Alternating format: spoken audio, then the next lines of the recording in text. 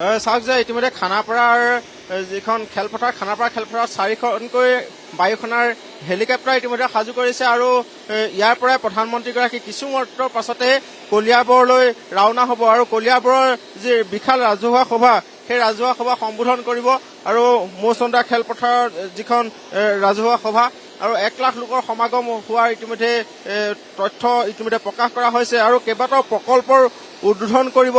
বিশেষকৈ Kaziranga elevated corridor যি elevated কৰিডৰে কাজিৰঙাৰ যি বন্যপ্ৰাণী সেই বন্যপ্ৰাণীৰ সুৰক্ষাৰ যিটো দিশ সেই সুৰক্ষাৰ দিশটো নিশ্চিত কৰিব আৰু সেই কাজিৰঙাৰ যিটো এলিভেটেড কৰিডৰ সেই এলিভেটেড কৰিডৰ শিলান্যাস কৰিব দেশৰ প্ৰধানমন্ত্ৰী নৰেন্দ্ৰ মোদীয়ে আৰু সেইটো হৈছে 6,950 কোটি টকাৰ সেইটো ব্যয় ইতিমধ্যে প্ৰকল্পৰ নিৰ্ধাৰণ কৰিছে আৰু সেয়া ভাৰ্চুৱেলি প্ৰধানমন্ত্ৰীগৰাকীয়ে শিলান্যাস কৰিব।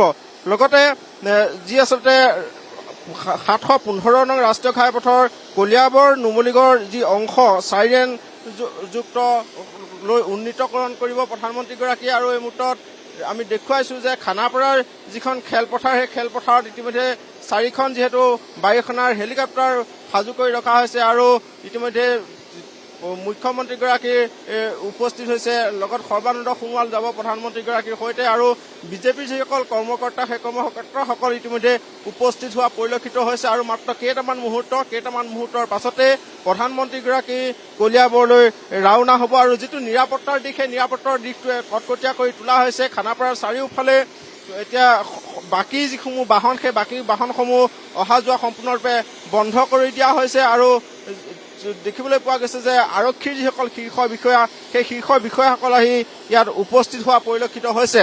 লগতে মুখ্যমন্ত্ৰীগৰাকী ইয়াত উপস্থিত হ'ব প্ৰধানমন্ত্ৰীগৰাকীৰ লগতে ইয়াৰ পৰা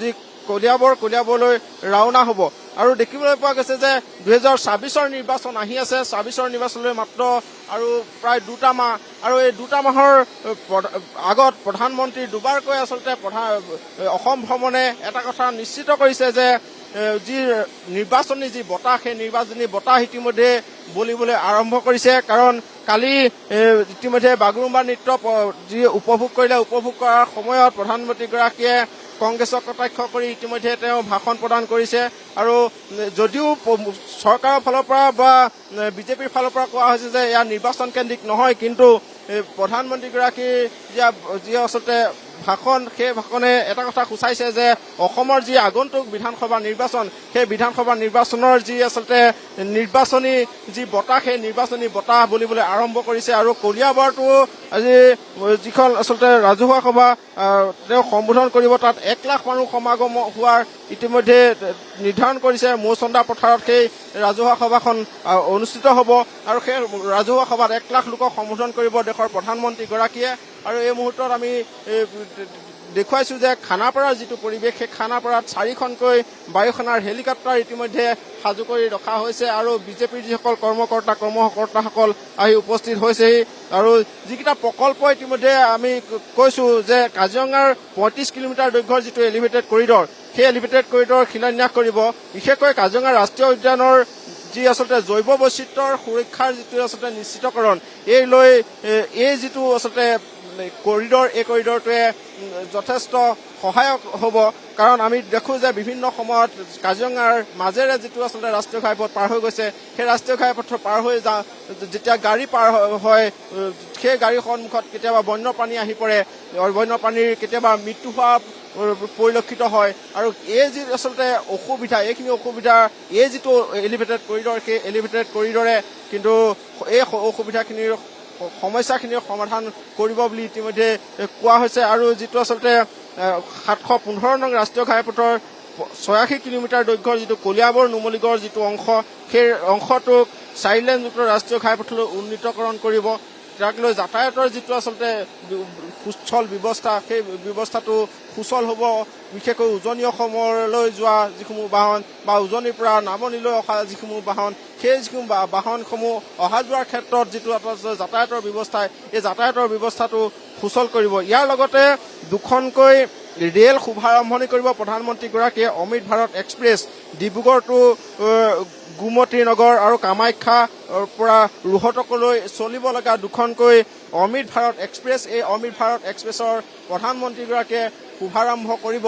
আৰু এই যিসমূহ আচলতে প্ৰকল্প প্ৰায় 7,000 কোটি টকাৰ যি প্ৰকল্প, সেই প্ৰকল্প অসমক আচলতে প্ৰদান কৰিব প্ৰধানমন্ত্ৰীগৰাকীয়ে। আৰু যেতিয়া প্ৰধানমন্ত্ৰীগৰাকী অসমলৈ আহে, তেওঁ কিবা নহয় কিবা এটা বাৰ্তা লৈ অহা পৰিলক্ষিত হয়। বিশেষকৈ আমি দেখিছোঁ যে 2026 নিৰ্বাচন সমাগত, যিহেতু 26 নিৰ্বাচনলৈ মাত্ৰ 2টা মাহ আছে, এই 2টা মাহৰ ভিতৰত প্ৰধানমন্ত্ৰীগৰাকী ইতিমধ্যে দুবাৰকৈ আহিছে আৰু গৃহমন্ত্ৰীগৰাকীও অহা পৰিলক্ষিত হৈছে। বিশেষকৈ নিৰ্বাচন কেন্দ্ৰিক যদিও নহয় বুলি বিজেপিৰ ফালৰ পৰা কোৱা হয় বা চৰকাৰৰ ফালৰ পৰা কোৱা হয়, কিন্তু এই আচলতে প্ৰধানমন্ত্ৰীৰ বা গৃহমন্ত্ৰীৰ ভ্ৰমণে এটা কথা কিন্তু নিশ্চিত কৰিছে যে আগন্তুক অসমৰ যি বিধানসভা নিৰ্বাচন, সেই বিধানসভা নিৰ্বাচনৰ যি আচলতে বতাহ, সেই বতাহ ছাতি ইতিমধ্যে বলিবলৈ আৰম্ভ কৰিছে। কাৰণ আজি কলিয়াবৰত মৌচন্দা যি খেলপথাৰ, সেই মৌচন্দা খেলপথাৰত 1 লাখ লোকৰ ইতিমধ্যে সমাগম হ'ব। সেই 1 লাখ লোকক দেশৰ প্ৰধানমন্ত্ৰীগৰাকীয়ে সম্বোধন কৰিব। আৰু দেখিবলৈ পোৱা গৈছে যে বিজেপিৰ মাজত এটা উৎসাহ বোলা পৰিলক্ষিত হৈছে, কাৰণ দেশৰ প্ৰধানমন্ত্ৰীগৰাকী বিজেপিৰ বাবে ষ্টাৰ কেম্পেইনাৰ। আৰু তেওঁ অসমলৈ আহিলে বিজেপিৰ আচলতে উৎসাহ আচলতে বহা পৰিলক্ষিত হয়। কাৰণ নিৰ্বাচন আহি আছে, এই নিৰ্বাচনত বিজেপিৰ যিসকল কৰ্মী বা বিজেপিৰ যিসকল নেতাকৰ্মীসকলে উৎসাহ পোৱা পৰিলক্ষিত হয়। ইয়াৰ পৰা এটা কথা আচলতে ৰাজনৈতিক বিশ্লেষকসকলেও ইতিমধ্যে কৈছে যে ইয়াৰ পৰা এই যিটো নিৰ্বাচনী যিটো ৰণনীতি, সেই ৰণনীতিৰ ৰণসিঙা কিন্তু প্ৰধানমন্ত্ৰীগৰাকীয়ে ইতিমধ্যে বজাব। আৰু মই খানাপাৰাৰ এই মুহূৰ্তত পৰিৱেশটো দেখুৱাই আছোঁ। বিজেপিৰ বহু নেতাকৰ্মী আহি এই মুহূৰ্তত খানাপাৰাৰ যিখন খেলপথাৰ, সেই খেলপথাৰত আহি উপস্থিত হৈছে। প্ৰধানমন্ত্ৰীগৰাকীক ইয়াত আচলতে তেওঁলোকে দেখা কৰিব। আৰু আৰক্ষীৰ ফালৰ পৰা বা প্ৰশাসনৰ ফালৰ পৰা যিটো আচলতে নিৰাপত্তাৰ যিটো ব্যৱস্থা, সেই নিৰাপত্তাৰ ব্যৱস্থাটো কিন্তু ইতিমধ্যে কটকটীয়া কৰি তোলা পৰিলক্ষিত হৈছে।